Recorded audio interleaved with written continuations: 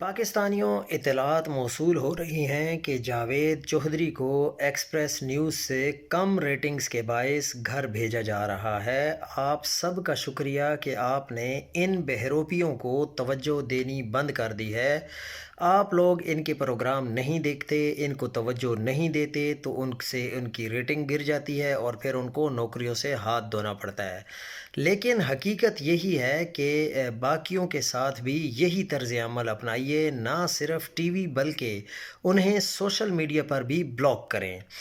آج کل حامد میر کے علاوہ میرے خیال سے شاید ہی کوئی ایک صحافی بھی ایسا ہو جو کھل کر بولتا ہو، یا جو کھل کر اپنی رائے کا اظہار کرتا ہو، یا جو عوام کی بات کرتا ہو۔ اس لیے ریٹنگز ان کی گریں گی اور ان کو نوکریوں سے نکالا جائے گا، اور ہم سب لوگ یہ دعا کریں گے کہ جتنے بھی یہ چینلز ہیں مین سٹریم میڈیا پر، یہ سارے کے سارے بند ہو جائیں، کیونکہ وہاں پر کیا دکھائی دیتا ہے؟ وہاں پر آپ کو جھوٹ، فراڈ اور عوام کی بات تو کی نہیں جاتی۔ اب باقی تو آپ چھوڑیں، دیکھیں کہ کے پی کے جو وزراء ہیں وہ پریس کانفرنس کرتے ہیں تو ان کی پریس کانفرنس بھی لائیو نہیں دکھائی جاتی، ایون کہ بات بھی نہیں کی جاتی ان کے بارے میں۔